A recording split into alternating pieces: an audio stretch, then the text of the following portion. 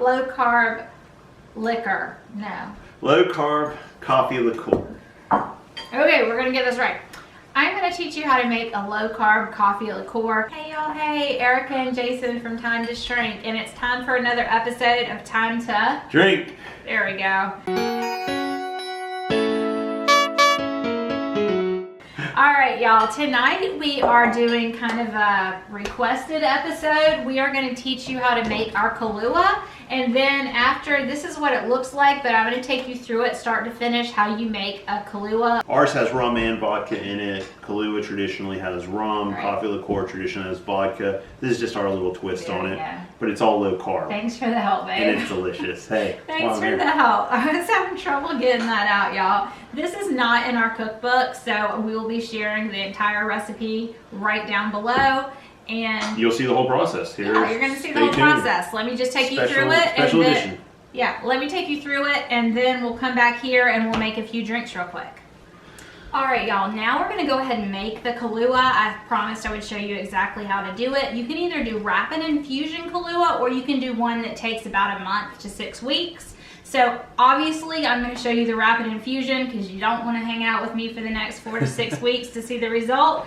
But I've done it both ways, and I have to say the rapid infusion tastes just as good, but I will show you a couple tips that I think make it get better after it doesn't take 6 weeks to get better, but it's a little bit of a trick to help it get better as it ages a little. So the way I do rapid infusions, y'all, well, first let me say, I'm drinking a drink that he made. Jason made this for me. You on the came up live with show, this. wasn't it? Yeah, he made this on the live show last week, so if you want the recipe to this, it's on last week's live show in the description. What is this? The cinnamon maple whiskey sour. Yeah, we're not so good with the names, but we're great with the drink. We don't make cute names, but it's very descriptive. But this is like fall in a cup, and I'm addicted to it, and this is my favorite drink these days. So even though we're making Kahlua drinks today, what I did when I was figuring out how to make Kahlua, y'all, was we bought these little Kahluas. We looked into what was in them, and then as we would make, we would taste. Make, taste. It was really tough work, y'all. Really tough work. Back and forth to figure out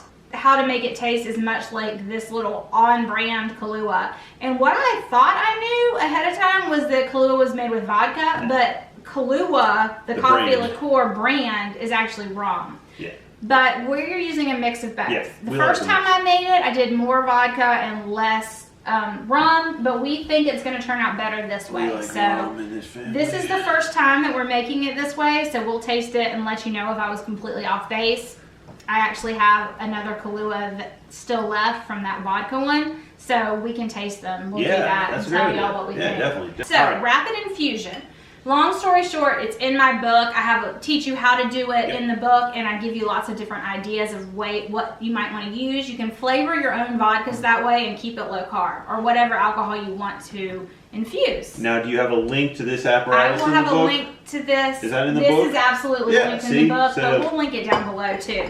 This is what you normally see like at a coffee shop that they use for whipped cream, but what it is highly pressurized whatever's in here. Right. So it comes with, well, you have to order them on the side, but these little, this is an off-brand, but it's nitrous oxide chargers. So we're gonna make it with a rum. I've already measured things out just to make it go faster. So this is 187 milliliters of rum. This is Demerara. Yeah, you're right. I should explain that. You can use any rum that you want, but this is a darker rum. Think like brown sugar, kind of, but without the carbs. It's 0 carbs. Yeah. I like to use coffee beans, y'all, and I specifically like to use White Russian coffee beans. This is coffee from Bones. You can use whatever kind of coffee is your favorite. I love the flavor of this White Russian, and why would you not make Kahlua with White Russian coffee? Because you're going to turn it into a White Russian anyways, right? Or maybe. When I'm rapid infusing, I think that the coarse grounds is better because there's more surface area in this bottle. Exactly. When I'm doing it, the 6-week-long version, I kind of like to just use the beans. And let them soak. Yeah. And it's a little bit different. But rapid infusion uses a little bit, a little bit different chemistry. So coarse coffee beans. and then 1 vanilla bean split down the middle, and I kind of used my knife and like pried it open a little bit so that all of that surface area, again, surface area, is getting infused in here. And we're going to filter it really well. So. And last time I used half of a vanilla bean, but this time we're going all in. All in, whole vanilla bean, and that's going to... It's all over my fingers. I'm going to have my towel in there for you, babe. I know, I need my towel. And then I usually use a combination of things. 1 cinnamon stick. You can use the peel of an actual orange. I don't have any today, and I have like little bits of orange peel, so I'm using a teaspoon of orange peel. Same with the allspice berries. I can't find my allspice berries, but I'm just going to use some ground, and then I've got some ground cocoa nibs. You don't have to use any of these ingredients. The majorly important thing would be the cinnamon stick and the vanilla bean. This is just a little extra added flavor that I like. You can skip this part if you don't want to purchase those pieces. If you don't have them in your house, don't go out and buy them. Yeah. So we've got our rum, our coffee, our cinnamon stick, our vanilla, and then the other aromatics that I chose to use. You can totally skip on those if you don't want to purchase them, if you don't already have them. And then the next thing that we're going to do is infuse this puppy. So how you infuse it is, where's my top? Here it is. You just make sure there's a seal that comes with this. You got to we've made that mistake once or twice. Make sure that after you clean it that you've got your seal back in place.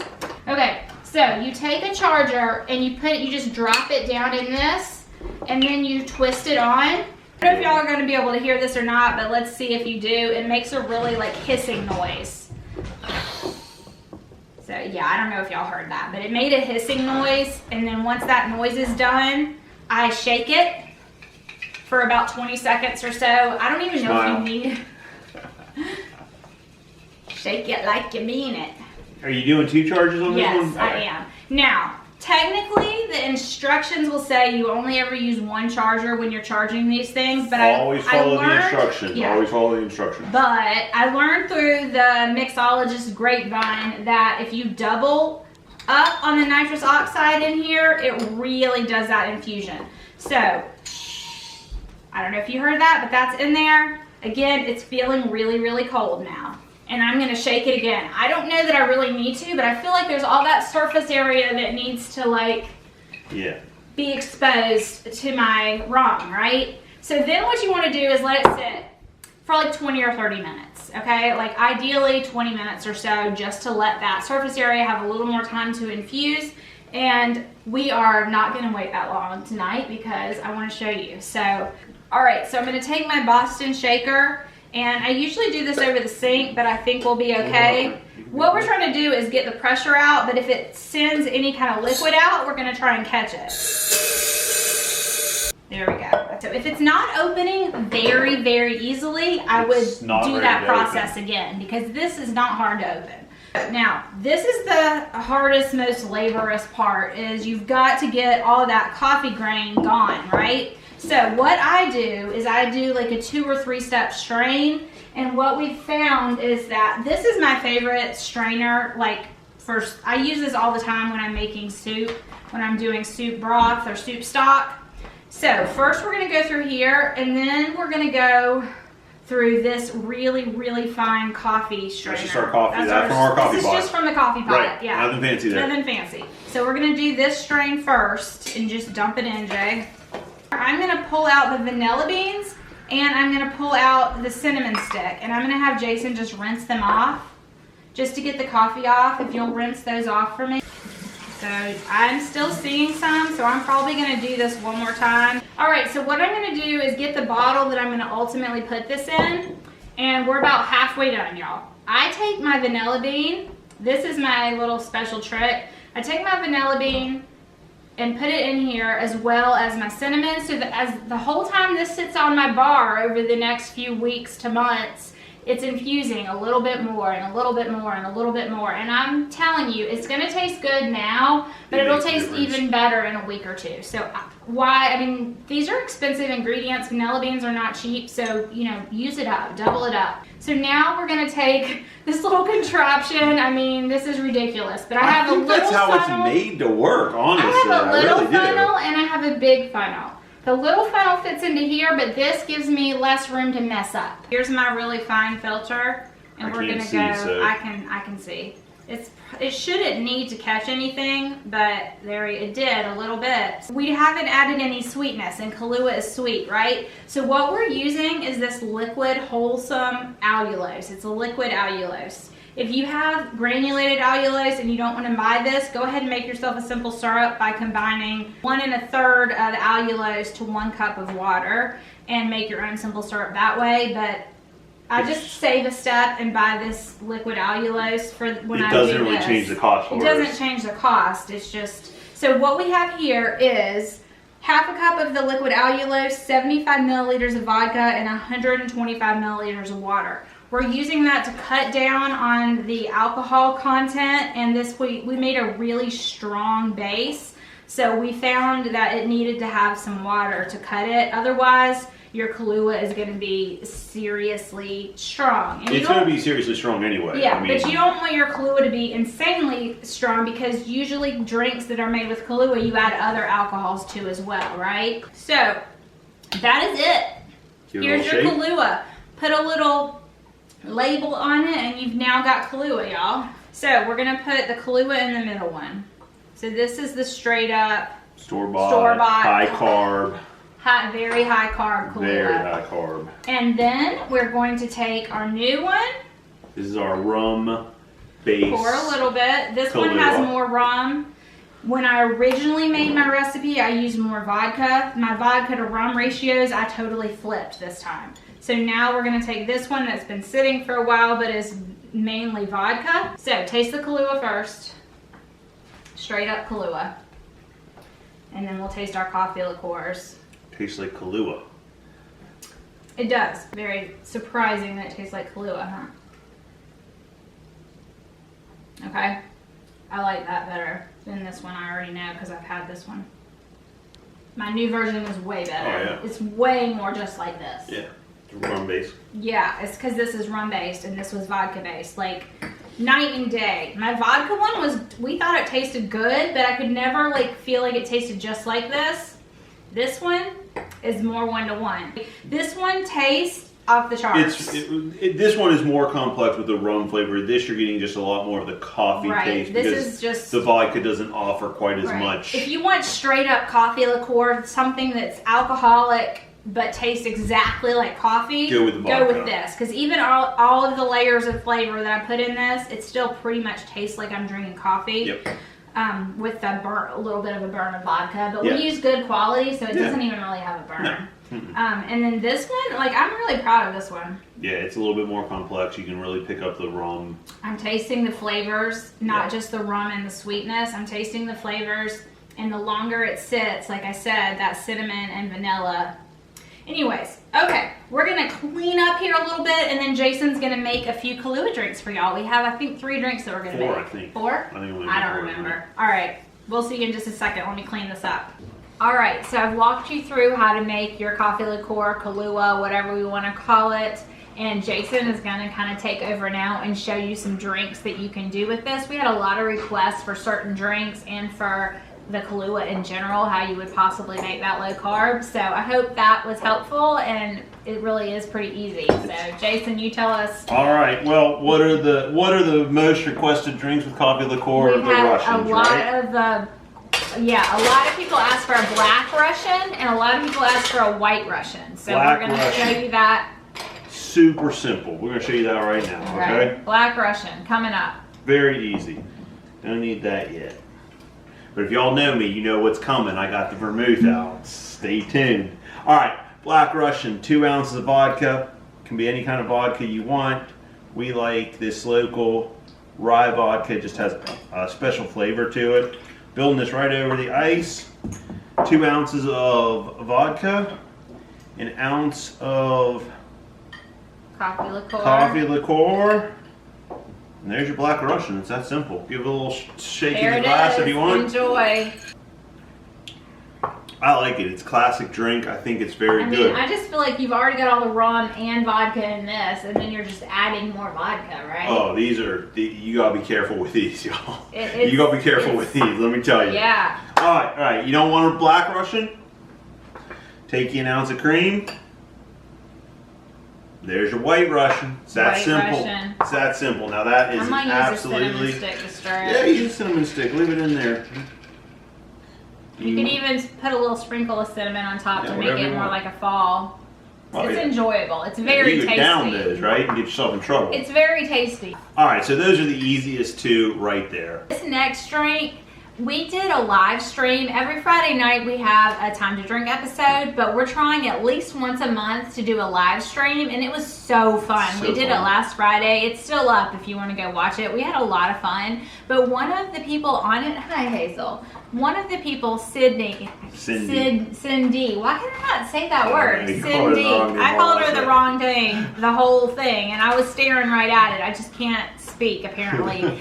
C-I-N-D-Y. Anyway, she said, can you make a Colorado Bulldog? And we were like we have no idea what what the heck? So of course, Jack looked it up real quick, and offset, Jack looked it up real quick, and we could totally make it. So we made it live right on the spot, and Jason was like gaga over it. Oh, it was so good. It was so good. So he uses the coffee liqueur, so we're gonna make it right now. Just so let's make that one real quick. It's almost exactly like a White Russian. It starts out that way. It really does. It really does. So again, build it over ice.